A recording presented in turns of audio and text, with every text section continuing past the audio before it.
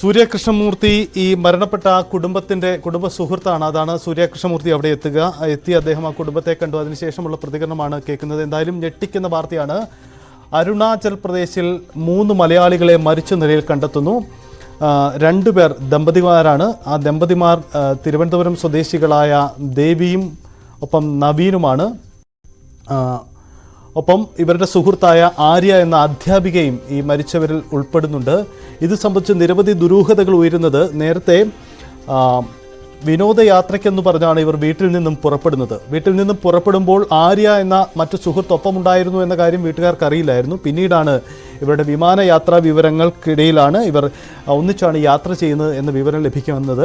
ഒടുവിൽ അരുണാചൽ പ്രദേശിലെ ഹോട്ടൽ മുറിയിൽ നിന്നും ഇവരുടെ മൃതദേഹം കണ്ടെത്തുകയായിരുന്നു. മൃതദേഹത്തിൽ വളരെ സംശയം തോന്നുന്ന രീതിയിലുള്ള ചില പാടുകളുണ്ട്. ആ പാടുകൾ ഉണ്ടാകുന്നതിന് കാരണം മുറിവുണ്ടാക്കിയതാണ്. ആ മുറിവുകളിലൂടെ രക്തം വാർന്ന നിലയിലാണ് മൃതദേഹം കണ്ടെത്തിയത്. ഇതാണ് ഇത്തരമൊരു സംശയത്തിലേക്ക് പോകുന്നത്. ഒപ്പം സൂര്യകൃഷ്ണമൂർത്തിയുടെ സൂചനയനുസരിച്ച് അദ്ദേഹം ആ മരണപ്പെട്ട ദമ്പതിമാരുടെ അച്ഛൻ നൽകിയ വിവരത്തിൻ്റെ അടിസ്ഥാനത്തിലും ഇത്തരത്തിൽ ചില ഇടപാടുകൾ, ചില മാന്ത്രിക ഇടപാടുകൾ തരത്തിൽ അങ്ങനത്തെ ചില ചിന്തകളിലേക്ക് ആ കുടുംബം കടന്നു പോയിരുന്നു എന്ന് അദ്ദേഹം സ്ഥിരീകരിക്കുന്നു. ഒരുപക്ഷെ ഈ മരണത്തിന് ഇടയാക്കിയേക്കാം. അങ്ങനെയെങ്കിൽ അങ്ങേറ്റം ദുരൂഹത ഉയർത്തുന്ന, വീണ്ടും ഞെട്ടിക്കുന്ന മറ്റൊരു വാർത്തയായി ഇത് മാറുന്നു എന്നതാണ് സാഹചര്യം. എന്തായാലും ഈ സംഭവത്തിൻ്റെ കൂടുതൽ വിശദാംശങ്ങൾ പുറത്തു വരേണ്ടതുണ്ട്.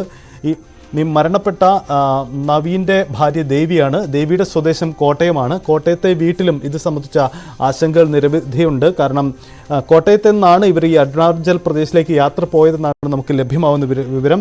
വി അരുൺ നമുക്കൊപ്പം ചേരുന്നുണ്ട്. അരുൺ, സൂര്യകൃഷ്ണമൂർത്തിയുടെ വാക്കുകൾ കേട്ടു. ഒപ്പം ഇതെന്താണ് സംഭവിച്ചതെന്ന് ചില സൂചനകൾ നമുക്ക് ലഭ്യമാവുന്നു. എന്താണ് ഇതിൻ്റെ ഒരു പൂർണ്ണ വിശദാംശം? കുടുംബത്തിൻ്റെ പ്രതികരണം ആ തരത്തിൽ നമുക്ക് ലഭ്യമാവുന്നുണ്ടോ? അല്ലെങ്കിൽ സമീപവാസികളോ പോലീസോ ഒക്കെ നൽകുന്ന വിശദീകരണം എങ്ങനെയാണ്?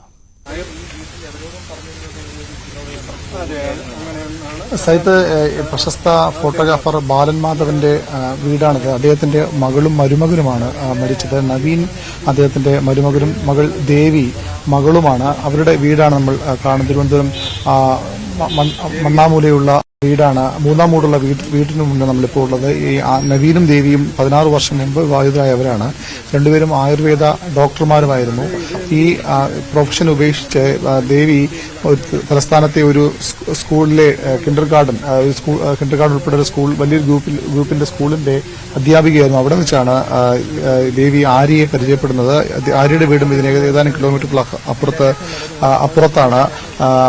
ആ സൗഹൃദമാണ് ഇത്തരമൊരു മരണത്തിലേക്ക് ഇവരെ നയിച്ചതെന്നാണ് ഇപ്പോൾ പറയാൻ കഴിയുന്നത്. അടുത്ത മാസം, മെയ് മാസം ദേവിയുടെ ആര്യയുടെ വിവാഹം നടക്കേണ്ടതായിരുന്നു. 27-നാണ് ആര്യയെ കാണാനില്ല എന്ന പിതാവ് വട്ടിയൂർക്കാവ് പോലീസിൽ പരാതി നൽകിയത്. അങ്ങനെ അന്വേഷണം നടക്കുകയായിരുന്നു. അതിനിടയിലാണ് ഇവർ തമ്മിലുള്ള ബന്ധത്തെപ്പറ്റിയും പോലീസിന് വിവരം ലഭിച്ചത്.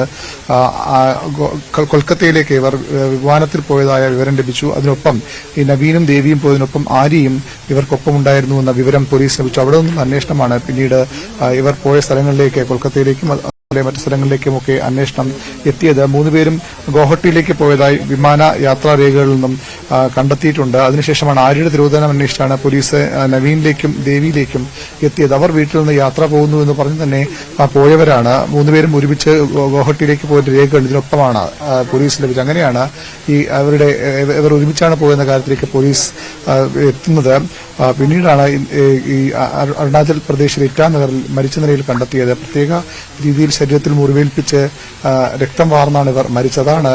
ആശ്രയപ്രദേശം അടക്കമുള്ള കാര്യങ്ങളിലേക്ക് പോലീസിന്റെ നിഗമനങ്ങൾ എത്തുന്നത്. ഇപ്പോൾ സൂര്യകൃഷ്ണമൂർത്തി, ബാലൻമാധവന്റെ സുഹൃത്തു കൂടിയായ സൂര്യകൃഷ്ണമൂർത്തി സ്ഥിരീകരിക്കുന്നു. ആശ്രയപ്രദേശം അടക്കമുള്ള കാര്യങ്ങൾ ഇവർ ആ ബ്ലാക്ക് മാജിക്കിന്റെ ഇരകളായാണ് ഇവർ മരണപ്പെട്ടതെന്ന കാര്യം അദ്ദേഹവും സ്ഥിരീകരിക്കുന്നുണ്ട്. ഏതായാലും പോലീസ് അന്വേഷണം പുരോഗമിക്കുകയാണ്. ഈ വീട്ടിൽ ഇപ്പോൾ നിരവധി പേർ അദ്ദേഹത്തിന്റെ സുഹൃത്തുക്കളും മറ്റും എത്തുന്നുണ്ട്. 16 വർഷം മുമ്പ് കല്യാണം കഴിഞ്ഞ ആളാണ്. കുട്ടികൾ ഇല്ല ഇവർക്ക് എന്ന കാര്യമൊക്കെ പറയുന്നുണ്ട്.